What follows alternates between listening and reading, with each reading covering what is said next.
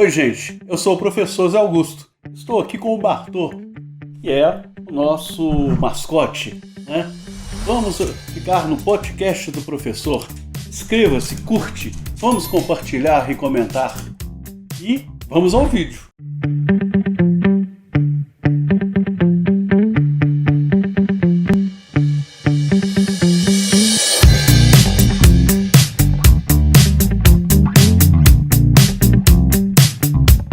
Boa tarde a todos vocês, estamos no podcast do professor, hoje aqui recebendo o nosso amigo Edson Brandão, vários assuntos, vamos falar de Minas Gerais, vamos falar do livro que acaba de ser lançado, a revista do HGGBP, do Instituto Histórico. O nome é grande, viu? Depois eu vou ler o nome para vocês. Tá. Então, nós vamos falar, boa tarde, Edson, é um prazer estar aqui com você, nesse podcast especial sobre as nossas Minas Gerais. Boa tarde, professor. Boa tarde, ouvintes, quem nos vê na internet. Boa tarde para todo mundo. Um prazer estar aqui, viu, professor? Estava com saudade de revê-lo e também queria muito ter a chance de participar aqui do seu podcast. E, de fato, está aí um sucesso e é bom sempre bater um papo com quem tem coisas para dizer. E é o seu caso. Eu que agradeço.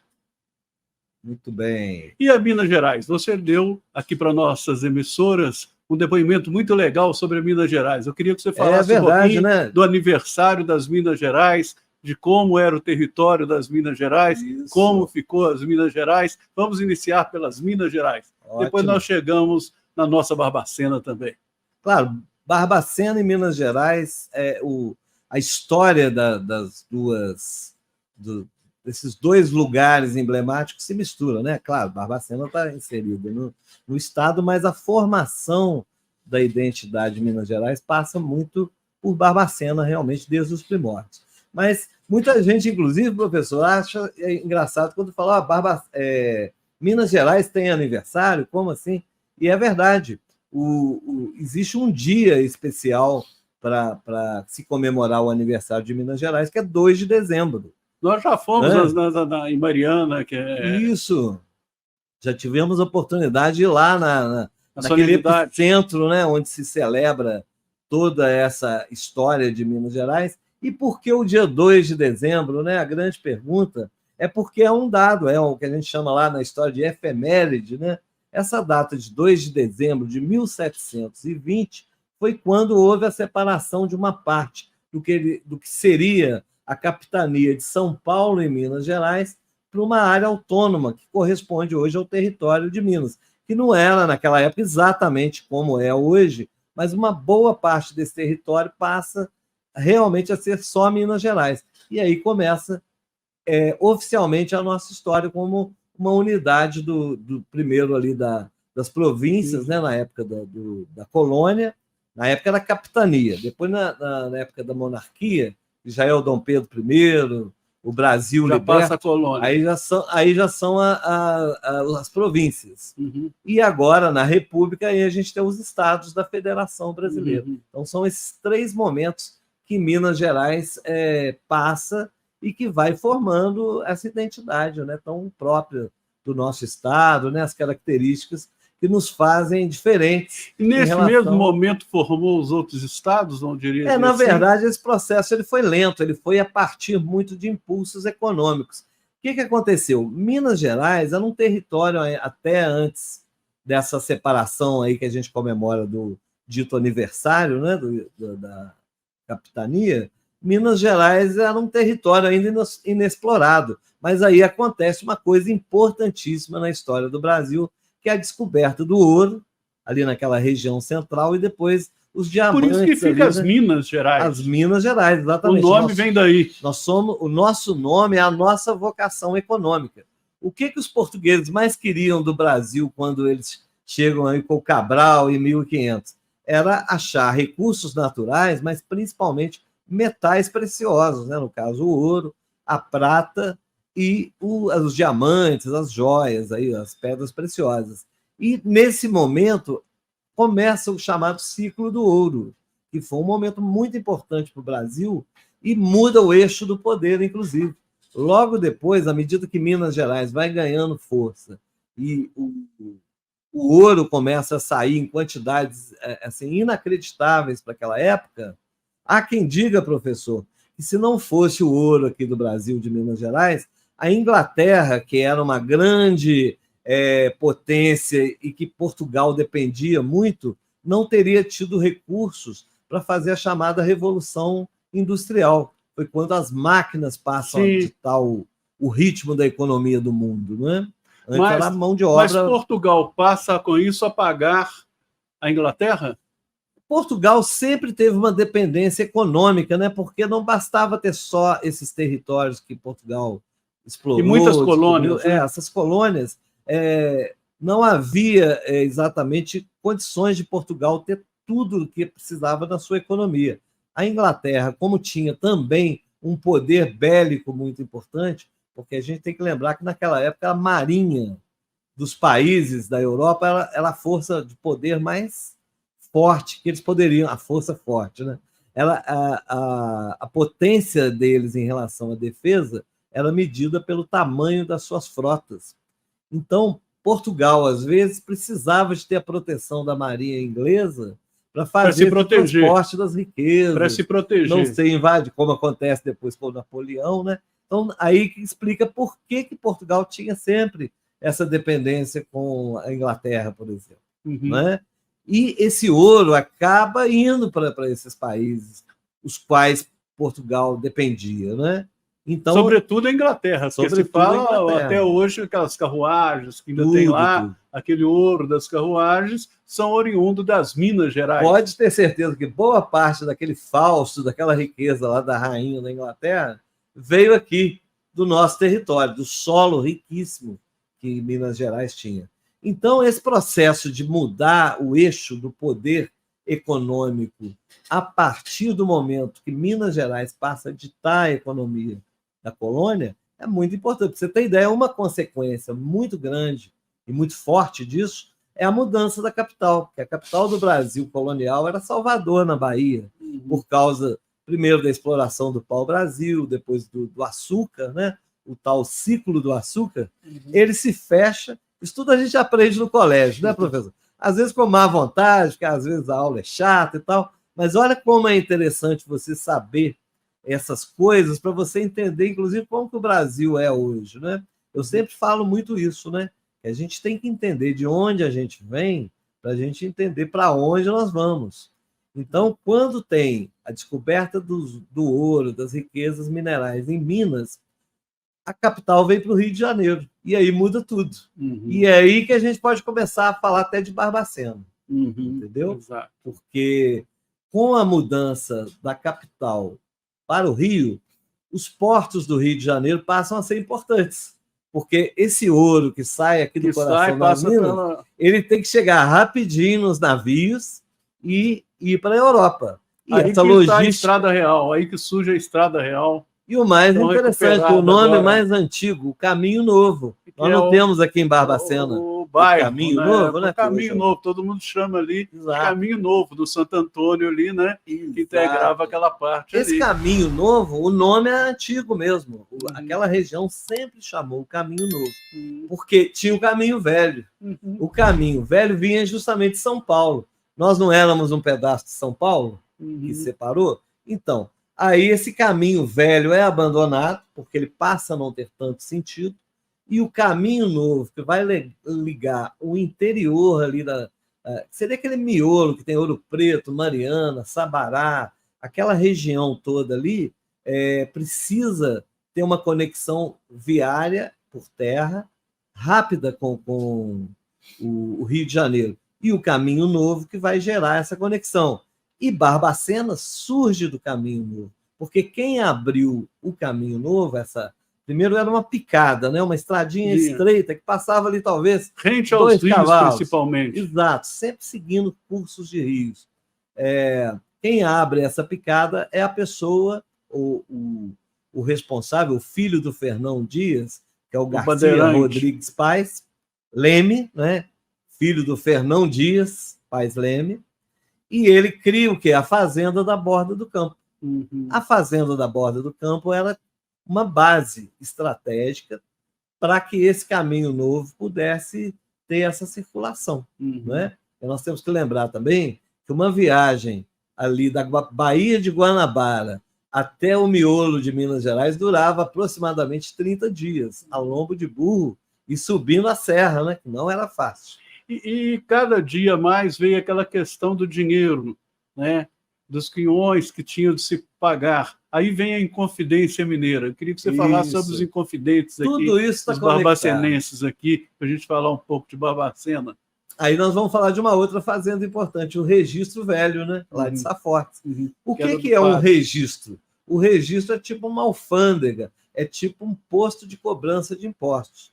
Quem fazia a mineração lá no interiorzão de Minas e tinha que ir para o Rio de Janeiro, quando chegava nesses locais, ele tinha que apresentar o que ele estava carregando, que não era só necessariamente o ouro ou os diamantes, às vezes também mercadorias que tinham que circular, e ali pagava-se o imposto. E Portugal, né, parece que só naquela época, né, hoje os impostos são todos assim, muito tranquilos, ninguém nem fala de imposto, né, nem de carga tributária. Mas, naquela época, a carga tributária vinha ficando cada vez maior. Né? Vamos falar a verdade, igual hoje, não mudou nada. E só que, em alguns momentos, essa carga tributária chegou a ficar insustentável, porque, na mesma proporção que ela subia, a produção descia. Porque não tinha ouro de forma inesgotável em Minas Gerais. Tinha muito ouro, mas não na proporção. E houve um incidente, professor, muito curioso, que pouca gente conhece essa história, mas que gerou até a Inconfidência Mineira, se você for ligar os pontos, que é um terremoto que aconteceu em Lisboa, no dia de Todos os Santos de 1755. Houve um epicentro de tremor de terra no oceano.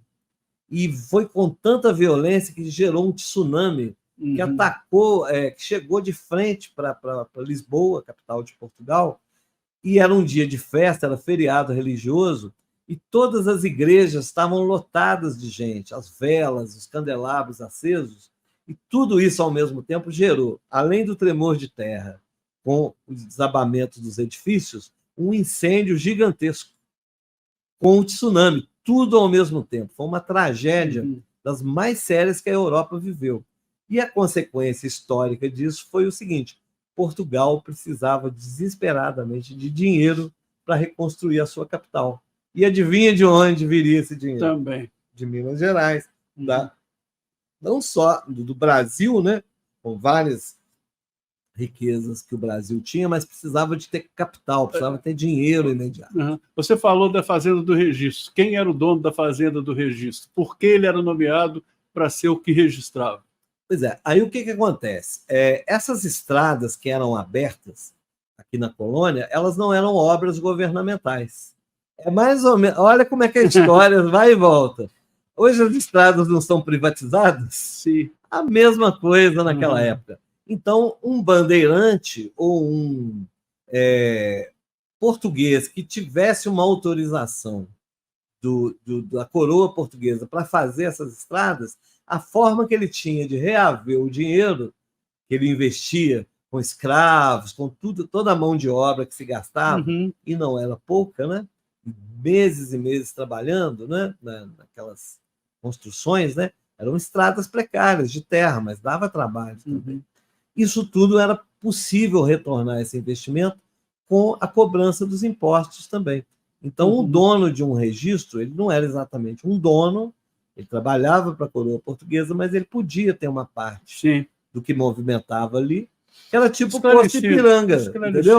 Quando um tropeiro chegava com cargas ou com ouro mesmo e tudo, ali os cavalos eram alimentados, às vezes até trocavam os animais, eles não aguentavam fazer uma viagem tão longa, né? Então, o cidadão que era o detentor daquele registro, ele podia cobrar alguma coisa por esses serviços, e é assim que eles sobreviviam. E foi assim que muitas cidades mineiras surgiram, inclusive Barbacena, né? Uma coisa também aqui do Visconde de Barbacena, que é interessante historicamente, que pouca gente conhece ou pouca gente fala, né? Eu escrevi um artigo e foi muito comentado sobre ele, é que não existe a foto dele, foi ele que diante da Inconfidência Mineira, foi o governador de Minas que prendeu o Tiradentes e autorizou aquela questão de trazer o corpo do Tiradentes, deixando pedaços por Minas, e não se achou. Eu queria que você falasse um pouquinho dessa dinastia de Barbacena. Né? É interessante isso, porque vamos ligar as coisas então. Você tem Portugal com uma crise econômica lá, porque perdeu sua capital, uma necessidade de cobrar impostos, numa hora que Minas Gerais já não está produzindo tanto assim, né? A riqueza que a gente vê nas igrejas barrocas não é nem 1/10 do que saiu daqui. Para a gente imaginar da dimensão de riqueza que nós estamos falando. Mas esses impostos não eram suficientes. Então, quando os mineradores começam a, em parte, sonegar ou não ter a capacidade de pagar os impostos, o governo de Lisboa, né, o rei de Portugal, dá uma ordem, que é uma coisa chamada, uma cobrança mais radical, que chama derrama. O que é a derrama? Eu vou lá cobrar os impostos que você me deve. Se você não tem ali os recursos que eu preciso, eu pego alguma coisa que você já tem, uma propriedade. Então, isso foi recebido de forma devastadora aqui em Minas Gerais, né? E é por isso que acontece a Inconfidência Mineira, porque a revolta dessa elite mineradora contra a coroa portuguesa começa a gerar, então, até uma vontade de fazer uma revolução.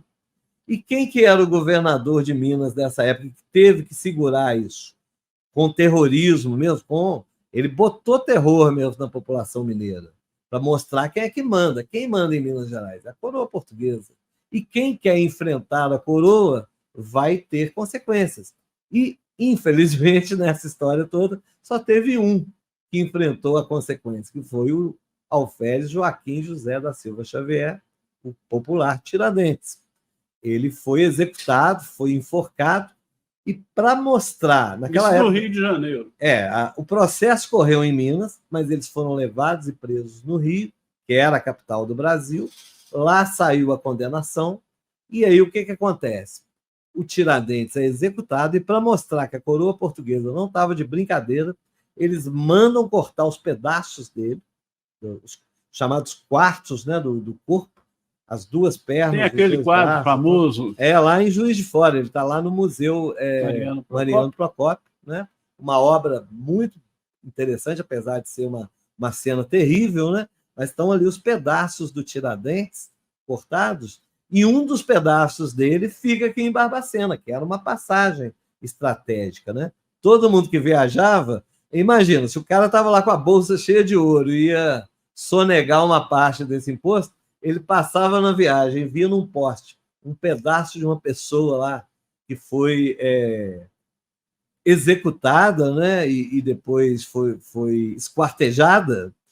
Era uma lembrança evidente, assim, de que quem quisesse repetir coisas. Aqui em Barbacena consta que está enterrado ali na Igreja do Rosário, e também tem a homenagem da bandeira de Barbacena. Isso explica a nossa bandeira. Muita gente vê lá aquele triângulo, que era o símbolo dos Inconfidentes, e da maçonaria também.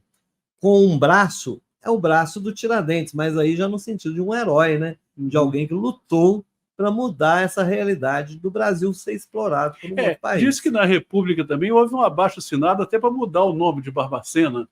Porque aí vem o Barbacena. Os republicanos, né? Por que nós tínhamos o nome Barbacena? Porque vários moradores da nossa região, inclusive o Joaquim Silvério dos Reis, morava no Pontilhão. Pouca gente sabe disso. Todos estavam envolvidos. E, naquela época, a região chamava Igreja Nova, que não era Barbacena, chamava Arraial da Igreja Nova. E por que era um arraial? Porque estava ligado a São José del Rei, que hoje é a cidade de Tiradentes. Para a gente não misturar muito na cabeça do ouvinte, vamos dizer, nós éramos um distrito de São José del Rei, que hoje se chama Tiradentes. E para meio que amaciar um pouco lá os ânimos do governador, as lideranças, e Barbacena sempre foi política, né? Já começa aí. As lideranças políticas que quiseram fazer uma média com o governador. Separa o nosso território lá de São José del Rei e a gente coloca o nome dessa nova vila de Barbacena. O governador, que devia estar com o filme queimado lá com o rei, porque o rei fala, poxa, eu mando você tomar conta da região mais rica do Brasil. e você deixa acontecer uma revolução. Ela não acontece de fato, mas eles descobriram antes, né? Porque o Silvério dos Reis foi lá e entregou todo mundo. Mas para meio também amaciar a situação do governador com o rei e mostrar para o rei que ele tinha prestígio, ele deixa colocar o nome dele. E por isso que até hoje a gente chama Barbacena. Ele seria tipo assim, do nosso ponto de vista, um vilão. Do ponto de vista dos portugueses, ele estava certo, né? Era a obrigação dele impedir que acontecesse uma revolução aqui. Mas você tocou nesse assunto aí de mudar o nome.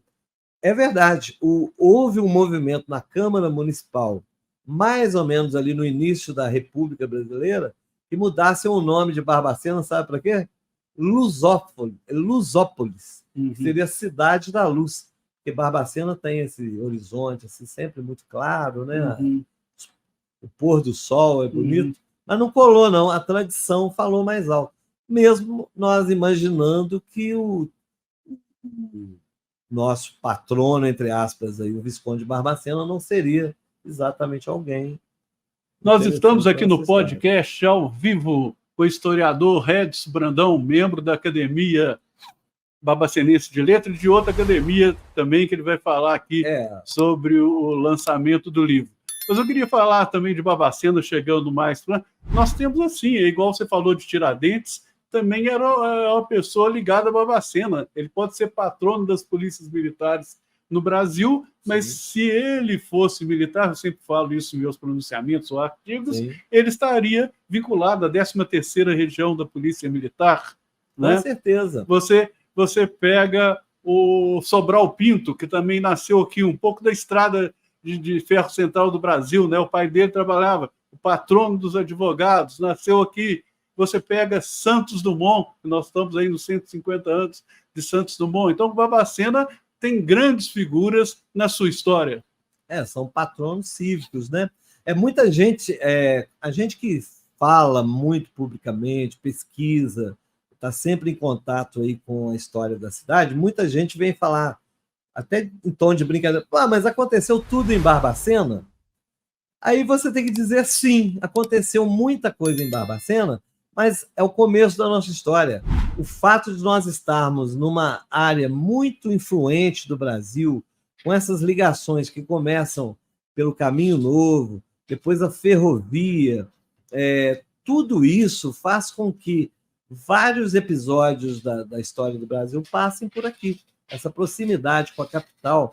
Imagina, o Rio de Janeiro foi capital do Brasil até a década de 60, quando ela é transferida, né? A capital vai para Brasília, no centro-oeste brasileiro. Então, todos esses personagens, de uma forma ou de outra, eles vêm para a nossa história justamente por causa da posição geográfica que nós ocupamos, que é muito estratégica. E sempre foi assim. Historicamente, sempre foi assim. Você falou do Tiradentes. Por que ele é também muito próximo a nós? Ele nasceu na cidade que hoje é Ritápolis, né? O município de Ritápolis. Mas, durante a sua vida, o Tiradentes ele era militar e havia um patrulhamento muito necessário na região da Serra da Mantiqueira, porque muitos assaltos ocorriam aqui nessa região. Então, o Tiradentes ele era um dos responsáveis por fazer esse patrulhamento, junto com seus comandados. Né? E, no meio disso tudo, ele também fazia lá a proposta, né, da Inconfidência de se fazer uma revolução. Mas ele tinha muito contato com o Rio de Janeiro, com Ouro Preto. Então, esse trânsito que ele tinha, com esses dois pontos importantes, fazia com que ele fosse uma pessoa muito conhecida, respeitada e influente. Né? E, então, isso explica. O Sobral Pinto e o próprio Santos Dumont são personagens que se conectam a Barbacena naquela fase em que as ferrovias estão sendo construídas. O pai do Santos Dumont, Henrique Dumont, era um engenheiro ferroviário, uma pessoa que pegava empreitadas, obras nesses trechos, por isso que ele veio morar aqui na região. Assim como o pai do Sobral Pinto, o grande jurista, que também era ligado a trabalhava na setor da ferrovia, Brasil, né? Ferrovia, então, esses personagens todos, nós tivemos a sorte, né, dele, ligados por estradas, ferrovias, eles estarem também transitando pela nossa história. Até o Caio Viana, né, o menino com 15 anos, está no panteão dos brasileiros, está o seu centenário agora. O Caio Viana, que é um escoteiro, patrão dos escoteiros do Brasil, que acabou falecendo naquele desastre ferroviário, que na época foi o maior do Brasil. Foi, em 1938. Aqui em Araújo. Isso, né? Foi na Parada Araújo, ali, pouquinho ali para frente, Antônio Carlos, né? E na época ainda era um distrito de Barbacena, era o sítio, né? O chamado sítio. Aliás, você está falando aí no Instituto Histórico, recentemente, nós tivemos o lançamento do livro sobre o Caio Martins, né, pelo Fabrício Robson, que é um grande pesquisador também, uma pessoa que tem muita curiosidade pela história da cidade, e ele fez um livro muito bem fundamentado sobre isso. E ele esteve, inclusive, conosco lá na semana passada, quando nós lançamos o livro, né, que, na verdade, se chama a Revista do Instituto Histórico. Eu não sei qual câmera que pode pegar. Aí depois a gente põe na tela. Depois a gente põe na tela com mais destaque. Mas essa revista, professor, é o primeiro trabalho concluído de uma outra instituição nova, né? Nós temos aí muita alegria de já pertencer à Academia Barbacenense de Letras, que é uma entidade que há muitos anos congrega aí as pessoas dedicadas a não só a história, mas principalmente a literatura, a escrita, né, e a intelectualidade, fundada lá pelo professor Plínio Alvarenga, né? Plínio Toches de Alvarenga. Nosso grande inspirador. Eu conheci ele bem velhinho, né? Eu também. A chance de conviver com ele, pessoa espetacular, e ele nos legou a academia que segue hoje aí, o professor Rodrigo Gefruá, com uma turma muito boa, que cuida lá da nossa memória. Nós já estamos no final do nosso podcast, feito ao vivo, está no YouTube. Sim. Você que está nos ouvindo aí, inscreva-se, porque tem outros. Nós estamos na primeira temporada, ainda falta alguns aqui da primeira temporada. Depois vem a segunda temporada, mais bem organizada, com mais propaganda, mas está legal. Ed, você topa um bate-bola? Tá, aí eu só vou arrematar. Eu falei do livro? Pode, à vontade. Só dizer que agora nós temos o Instituto Histórico e Geográfico de Guarapiranga, Borda do Campo e o Rio Pomba. Por que esse nome comprido? Porque o Instituto não é só para Barbacena, ele congrega uma região, né, que pega lá Piranga, aquela região um pouco mais distante ali no centro, pega Rio Pomba e a nossa área aqui das vertentes. Então, um trabalho muito sério e um orgulho muito grande de estar lá com aquele pessoal também. Inclusive com o Rodrigo, com o Vinícius Cruz Machado. Eu quero o Sérgio Aires, o Alex Guedes, são figuras... Eu quero fazer também uma parceria aqui com o nosso podcast, quando tiver os eventos lá, os patronos das cadeiras, para vir aqui falar sobre essas figuras de Barbacena, para a gente deixar um registro sobre essa. Essa foi a ideia de criar o podcast. Quando eu fui fazer aquele discurso da aeronáutica, descobri que era criança lá, filho do marido da dona Totoca, né, que idealizou o monumento aos pracinhas. Muita coisa não está no Google, por isso que a gente tem que ficar atento ao que o Instituto Histórico e Geográfico faz, Academia de Letras e todo mundo que pesquisa, né? Muita coisa. Então vamos ao bate-bola. Uma alegria. Uma alegria é até recente. O meu filho é um bitomaníaco. E outro dia eu pude estar com ele vendo Paul McCartney. Foi assim uma coisa que me emocionou muito, de forma pessoal. Foi uma alegria marcante que ainda está pulsando comigo. A música. Música, Beatles, né? Apesar da gente ter aí a MPB, a música erudita, a música barroca mineira maravilhosa, mas eu sou, confesso, fã dos Beatles. Tristeza.